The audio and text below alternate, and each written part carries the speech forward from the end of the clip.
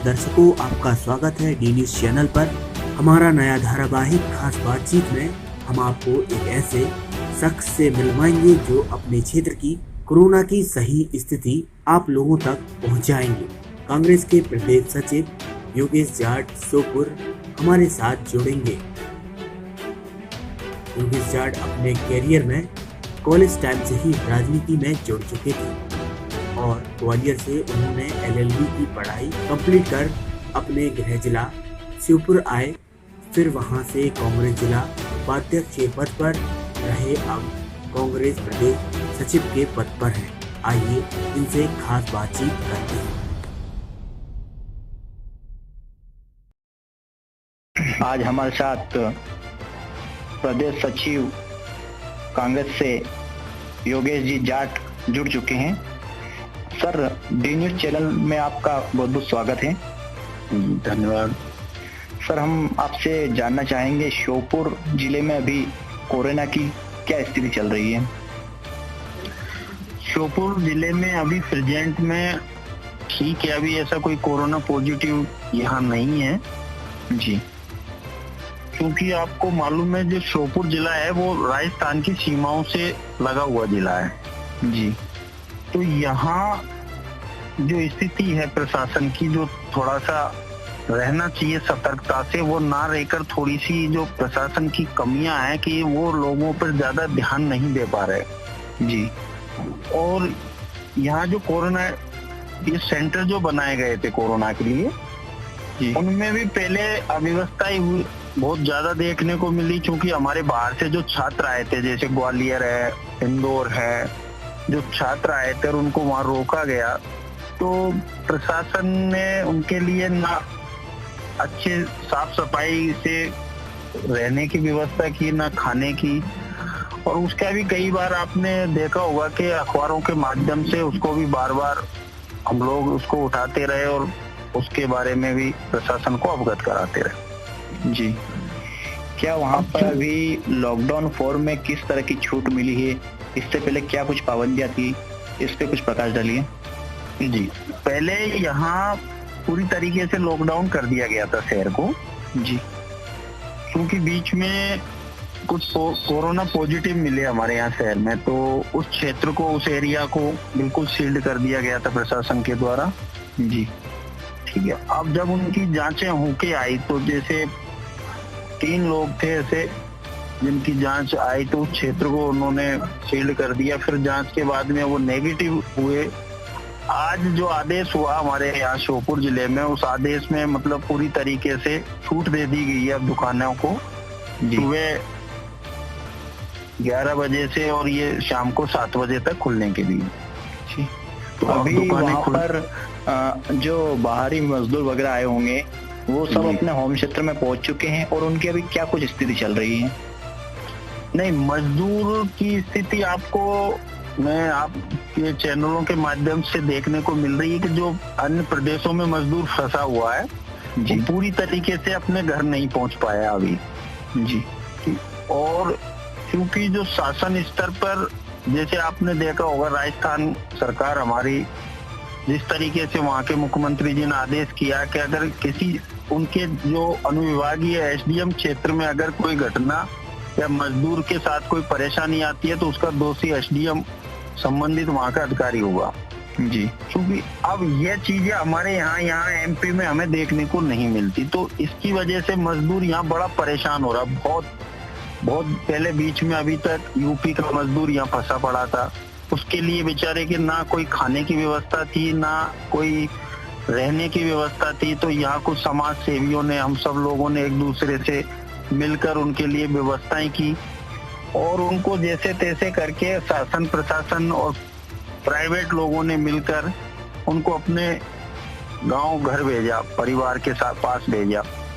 लेकिन सरकारें तो बता रही है कि हमने मजदूरों के लिए काफी सारी व्यवस्था कर रखी है, उनकी जाने की व्यवस्था भी कर रखी है। तो क्या कुछ स्थानीय जमीनी स्तर पर देखा जा रहा है, तो क्या ये खाली भाषण तक ही सीमित है या वास्तव में उनके साथ, ये मजदूरों के साथ में ऐसा शासन की तरफ से उनको कुछ सुविधा मिल रही है? अनिल जी, अभी हमारे यहाँ करहाल ब्लॉक में जो बाहर से, इंदौर से, ग्वालियर से जो लोग बच्चे आ रहे थे, जो व्यक्ति आ रहे थे, जो मजदूर आ रहे थे उनको जो रोकने की व्यवस्था बनाई गई थी यहाँ के प्रशासन के द्वारा जी, तो उसमें समाचार पत्रों में भी वो प्रकाशित हुआ है। उसमें आपने देखा होगा कि बाथरूम में बैठ के लोग खाना खा रहे हैं। लेटरिन बाथरूम इतने स्थिति, और जो उनके कपड़े थे बिछाने के जी, वो कहीं टाइम से धोए नहीं गए थे। मतलब एक तरीके से वो कपड़े जो है वो संक्रमित थे। जी, ठीक है। अब और जब कहीं हमारी यहाँ बात आई तो जो जैसे बीजेपी के हमारे कुछ यहाँ के नेताओं ने कहा कि ये व्यवस्था हमारे केंद्रीय मंत्री जी के सानिध्य में हो रही है और पूरी देख रेख में हो रही है। जी, कुछ लोग कह रहे थे सीएम साहब का बिल्कुल बड़ा विशेष ध्यान है। तो आप लोगों के माध्यम से जब पत्रकार बंधु हमारे गए वहां, जब उन्होंने वहां की स्थिति देखी तो आनंद फानंद में प्रशासन ने उन व्यवस्थाओं को सुधारने का प्रयास किया और उन्होंने अपने आप मैनेजमेंट बनाने का प्रयास किया। तो रियलिटी में जो हकीकत है जमीनी, वो बड़ी दयनीय, बड़ी भयानक, ये मानिए दर्दनाक स्थिति है वहाँ की।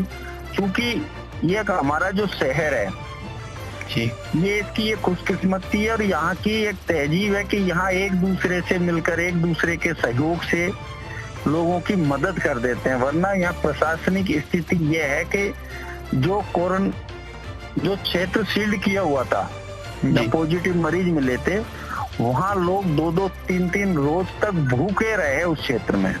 जी, मैंने भी कई बार प्रशासन को अवगत कराया। तो अगर बार बार प्रेशर डालने के बाद में, क्योंकि आपको मालूम है जो सील्ड क्षेत्र होता है उसमें हम कोई जा नहीं सकते, नजदीक से जाकर वहाँ की जानकारी नहीं ले सकते थे। जी, जो भी फोनों पे जो भी हमें सूचनाएं मिलती थी वो व्हाट्सएप पे डाल देते थे। हम व्हाट्सएप के माध्यम से या वीडियो कॉलिंगों के माध्यम से जब हमने उनकी स्थिति देखी, उससे अवगत कराया, तो जब प्रशासन की ये स्थिति थी कि बड़ी मुश्किल से दबाव जब हम बनाते थे तब सुबह खाना दे दिया जाता था तो शाम को व्यवस्था नहीं हो पाती थी, शाम को खाना दे दिया जाता था तो सुबह व्यवस्था नहीं करते थे, खाना दे देते थे तो बच्चों के लिए दूध की व्यवस्था नहीं होती थी। तो ये स्थितियां यहाँ निर्मित हुई। अभी दूसरी आपके चीज, क्षेत्र में किसानों की क्या कुछ स्थिति आ रही है? किसानों के मैटर में अभी आपने यहाँ देखा होगा, क्योंकि यहाँ फेसबुक के माध्यम और ये जो अखबारों में भी आप पत्रकारों भाई लोगों जो गए थे उन्होंने जानकारी ली थी। जी, तो यहाँ की जो स्थिति है कि जो एक 20 बीघा का जो किसान है, मतलब जो छोटा किसान जिसको कहा जाता है, जी, उसका मैसेज तो नहीं आया, और जो बड़ा किसान है 50-100 बीघा वाला, उसका मैसेज पहले डाल दिया। तो मतलब कहीं न कहीं राजनीतिक बेमानसता, राजनीतिक गंदगी और राजनीतिक विचारधारा से लोगों ने, यहाँ जो बीजेपी के नेता थे उन्होंने एक तरीके से किसानों को परेशान करने का पुरजोर कार्य किया। जी, दूसरी चीज, जो प्रशासनिक लोग थे उनकी तानाशाह शाही आपने देखी होगी और आपने भी समाचार पत्रों के माध्यम से पढ़ी होगी कि एक किसान को उपार्जन केंद्र पर इतना मारा कि उसके हाथ में फ्रैक्चर आ गया।